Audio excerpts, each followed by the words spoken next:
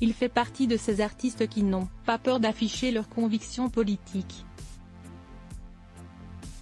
Jacques Weber qui est à l'honneur ce jeudi 16 mars sur France 3 lors de la rediffusion d'un téléfilm de la collection Meurtre, où il était apparu en guest star pour un épisode, ne s'était pas caché en 2022 pour déclarer et même soutenir publiquement son candidat de cœur pour l'élection présidentielle française. Celui qui a récemment sorti son autobiographie aux éditions de l'Observatoire, intitulée « On ne dit jamais assez aux gens qu'on les aime », avait à plusieurs reprises soutenu sans sourciller le candidat de la France insoumise Jean-Luc Mélenchon dans la course à l'Élysée. Dans une vidéo publiée sur Twitter, le 11 février 2022, celui qui avait collaboré au théâtre avec Bernard-Henri Lévy avait exhorté ceux encore hésitants ou qui ne savaient pas très bien où se situer dans cette gauche un peu désunie à aller dans les meetings de Jean-Luc Mélenchon pour écouter selon lui une parole franche, claire, intelligible et intelligente. Le lendemain des résultats du premier tour, il avait été interrogé par nos confrères du Parisien pour donner son ressenti face à la défaite de son candidat et comment il appréhendait ce second tour où se sont affrontés Emmanuel Macron et Marine Le Pen à nouveau. « Je pense que le vote sera extrêmement serré au second tour.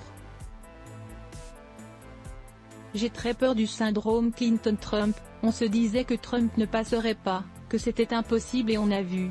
Macron ne me satisfait pas du tout.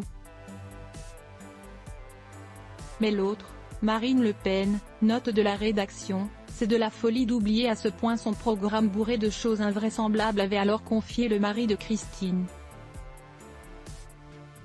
Si le score ne s'est pas révélé aussi serré que celui entre Hillary Clinton et Donald Trump en 2016, il faut reconnaître que la crainte de celui qui a réussi à vaincre son cancer était fondée, l'écart entre les deux candidats ayant été presque réduit de moitié entre 2017 et 2022.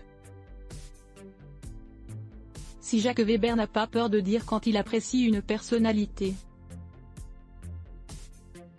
il ne se gêne pas non plus pour dire lorsqu'une lui déplaît. Il avait ainsi révélé n'avoir pendant longtemps pas porté la personnalité de Bernard Tapie dans son cœur, je n'aimais pas ce qu'il représentait. Mais je me suis dit, en même temps, sans doute, lui aussi a-t-il des fragilités et des failles. Après tout, avait-il déclaré sur le plateau du 20h de France 2 auprès de Laurent Delahousse. C'est finalement grâce à son rôle dans la saison 2 de la série En thérapie que le célèbre comédien avait revu son jugement sur le défunt homme d'affaires. Crédit photo, Denis Guignebourg. Best Image.